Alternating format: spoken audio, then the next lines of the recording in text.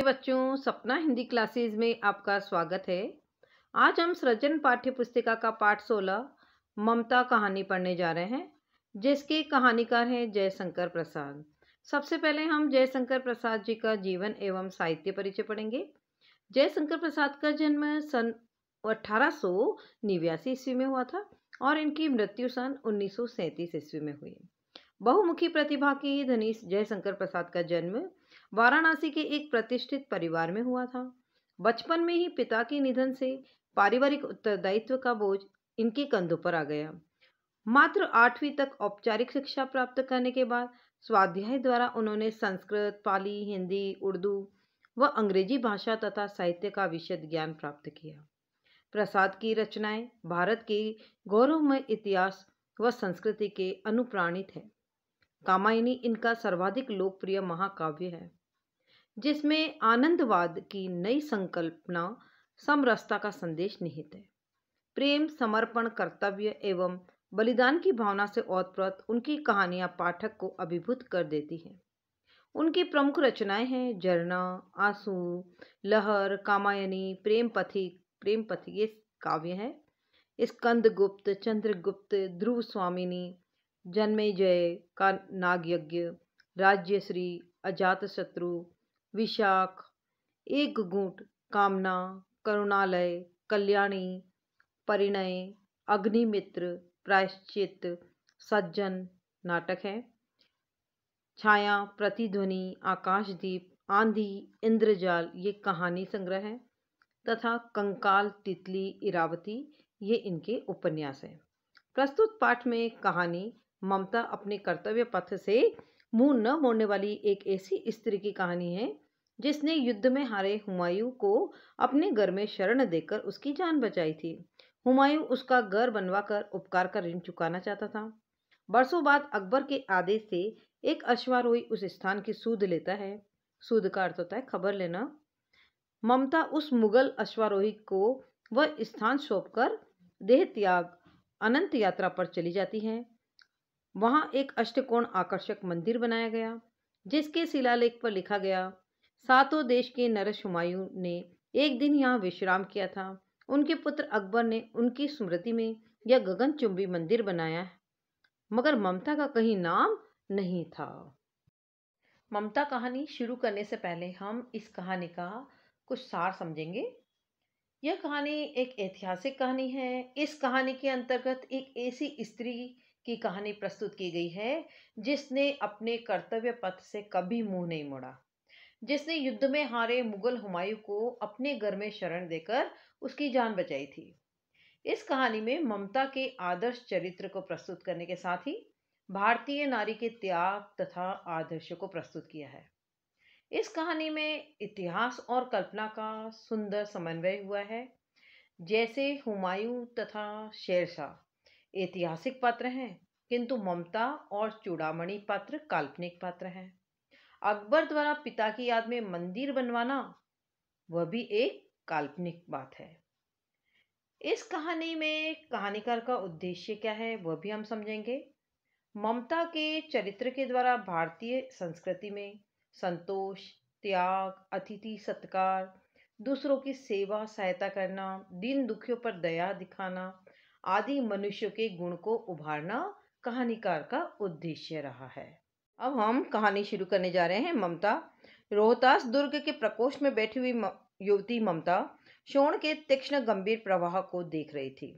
प्रकोष्ठ का अर्थ होता है कमरा। शोण नदी का नाम है। तीक्ष्ण का अर्थ होता है तेज। ममता विधवा थी। उसका यौवन शोण के समान ही उमड़ रहा था। मन में वेदना, मस्तक में आंधी, आंखों में पानी की बरसात लिए वह सुख के कंटक शयन में विकल थी। वह रोहतास दुर्गपति के मंत्री चूड़ामणि की अकेली दुहिता थी। दुहिता का अर्थ होता है पुत्री। विकल का अर्थ होता है व्याकुल। कंटक शयन का अर्थ होता है कांटों की सैया। फिर उसके लिए कुछ अभाव होना असंभव था, परंतु वह विधवा थी और हिंदू विधवा संसार में सबसे तुच्छ और निराश्रय प्राणी है। तुच्छ का अर्थ होता है उपेक्षित, निराश्रय का अर्थ होता है बेसहारा। तब उसकी विडंबना का कहाँ अंत था। विडंबना का अर्थ होता है दुख या वेदना। तो यहाँ पर कहानीकार कहते हैं कि रोहतास दुर्ग के एक कमरे में ममता बैठी हुई है और सोन नदी के तेज प्रवाह को बहते हुए देख रही है। ममता युवावस्था में ही विधवा हो गई थी। सोन नदी के जल के प्रवाह के बढ़ने के समान ही उसके शरीर में भी यौवन चढ़ रहा था। उसमें युवावस्था की उमंग थी। ऐसी यौवन अवस्था में ही उसका विधवा हो जाने से उसका मन अत्यंत दुखी था। उसके मन में अत्यंत वेदना थी, अत्यंत दुख था और उसके मस्तिष्क में आंधी की तरह अनेक विचार उठ रहे थे। वह अपनी असहाय अवस्था पर रो रही थी। वैसे उसकी आर्थिक दृष्टि से उसे कोई दुख नहीं था। सारी सुख सुविधा की वस्तुएं उसे उपलब्ध थी, परंतु वे सब वस्तुएं उसे विधवा होने के दुख के कारण उसी प्रकार दुखदायी लगती थी जैसे कांटों की सैया पर लेटने में कष्ट होता है। वह रोहितास दुर्गपति के मंत्री चूड़ामणि की पुत्री होने के कारण उसके लिए भौतिक सुख सुविधाओं की वस्तुओं का तो उसके जीवन में कोई अभाव नहीं था। उसे तो एक ही दुख था और वह था कि वह विधवा थी। इसी बात का उसे दुख था। हिंदू समाज में विधवा नारी को सबसे अभागा माना जाता है। उसे कोई आश्रय और कोई सहारा नहीं देता। वह भी ऐसी ही हिंदू विधवा नारी थी। इसीलिए यह कहानीकार कहते हैं कि उसकी पीड़ा का, उसके दुख या वेदना का कोई अंत नहीं था। चूड़ामणि ने चुपचाप उसके प्रकोष्ठ में प्रवेश किया। शोण के प्रभाव में उसके कल नाद में, नाद का अर्थ होता है स्वर, अपना जीवन मिलाने में वह बेसुध थी। पिता का आना न जान सकी। चूड़ामणि व्यथित हो उठे। स्नेह पालिता का अर्थ होता है स्नेह से पाली हुई। पुत्री के लिए क्या करे यह स्थिर न कर सकते थे। लौटकर बाहर चले गए। ऐसा प्राय होता, पर आज मंत्री के मन में बड़ी दुश्चिंता थी। दुश्चिंता का अर्थ होता है बुरी बुरी बातें मन में आना, यानी बुरे ख्याल आना। पैर सीधे न पड़ते थे। तो इस अंश में कहानीकार ने बताया है कि मंत्री चूड़ामणि ने अपनी विधवा पुत्री ममता के कक्ष में चुपचाप प्रवेश किया। यौवन में ही विधवा हो जाने के कारण ममता हमेशा दुखी रहती थी। उस समय भी वह अपने भविष्य को लेकर चिंतित थी। इस कारण वह सोन नदी के प्रवाह के साथ अपने जीवन की गति को मिलाने की इच्छा कर रही थी। इसलिए एकाग्रता के कारण वह अपने पिता जब उसके कक्ष में आए तो वह जान नहीं सकी। चूड़ामणि ने जब विधवा पुत्री को इस दशा में देखा तो वे व्यथित हो उठे। बड़े स्नेह से पाली गई विधवा पुत्र के लिए क्या करे, उसके भावी जीवन को कैसे सुखी बनाए, वह कुछ तय नहीं कर पा रहे थे। तब वे कक्ष से लौटकर चले। ऐसा हमेशा होता था कि ममता बेसुध बनी रहती थी और पिता का आना न जान पाती और चूड़ामणि उसे देखकर दुखी होते। परंतु आज मंत्री के मन में अत्यंत बुरी बातें उभर रही थी। बुरे बुरे ख्याल उनके मन में आ रहे थे। उसके अर्थात ममता के भविष्य की को लेकर उनके मन में कई आशंकाएं उभर रही थी। इसी कारण उनके पैर सीधे नहीं पड़ रहे थे। वे एकदम अस्थिर और अधीर हो रहे थे। एक पहर बीत जाने पर वे फिर ममता के पास आए।